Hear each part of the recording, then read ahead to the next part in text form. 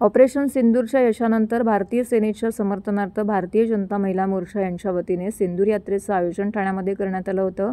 काश्मीरमधील पहलगाम येथे झालेल्या दहशतवादी हल्ल्यानंतर अनेक भारतीयांच्या भावना या दुखावल्या गेल्या आहेत। या दहशतवादी हल्ल्याला भारतीय सैन्याने तोडीस-तोड असे उत्तर दिले आहे, ते म्हणजे ऑपरेशन सिंदूरच्या माध्यमातून। भारतीय लष्करी सैन्याने आपले संपूर्ण बळ पणाला लावून ऑपरेशन सिंदूर अंतर्गत उत्कृष्ट अशी कामगिरी करीत पाकिस्तानच्या दहशतवादी हल्ल्याला तोडीस-तोड असे उत्तर दिले आहे। भारतीय सैन्याच्या समर्थनार्थ त्याचबरोबर विजयाचा जयघोष करण्याकरिता ठिकठिकाणी तिरंगा रॅली काढण्यात आली होती। अनेक महिलांच्या सिंदूरचं रक्षण करीत हे मिशन पूर्ण करण्यात आलेलं आहे। त्या विजयाचा जयघोष आणि सलाम शौर्याच्या अंतर्गत सिंदूर यात्रा ठाण्यामध्ये संपन्न झाली। भारतीय महिला मोर्चाच्या अध्यक्ष स्नेहा पाटील यांच्या मार्गदर्शनाखाली ही सिंदूर यात्रा काढण्यात आली होती। तलावपाली येथील अहिल्याबाई होळकर घाट येथून या रॅलीचा शुभारंभ झाला। भारतीय सैन्याच्या जयघोषाच्या नारेबाजी देत ही सिंदूर रॅली अनेक महिलांच्या उपस्थितीमध्ये संपन्न झाली। यामध्ये भाजपाच्या माजी नगरसेविका नंदा पाटील, नम्रता कोळी, त्याचबरोबर भाजपाचे अनेक पदाधिकारी यांनी सहभाग नोंदवला होता। तर भाजपाचे ठाणे शहर अध्यक्ष संदीप लेले यांचीही येथे उपस्थिती लाभली।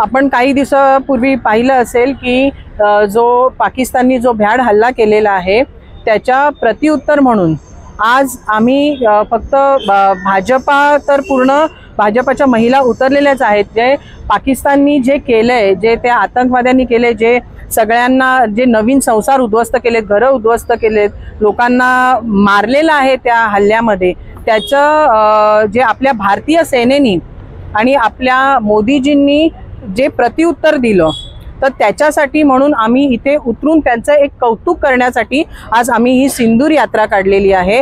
आणि ह्या सिंदूर यात्रेचा अजून एक असं आम्ही मेसेज देतोय की आम्ही भारतीय सेनेबरोबर पण आहोत आणि ज्यांच्याबरोबर ही वाईट कृती झालेली आहे, आम्ही सगळ्या महिला, आपल्या देशाच्या सगळ्या महिला त्यांच्या सोबत आहेत।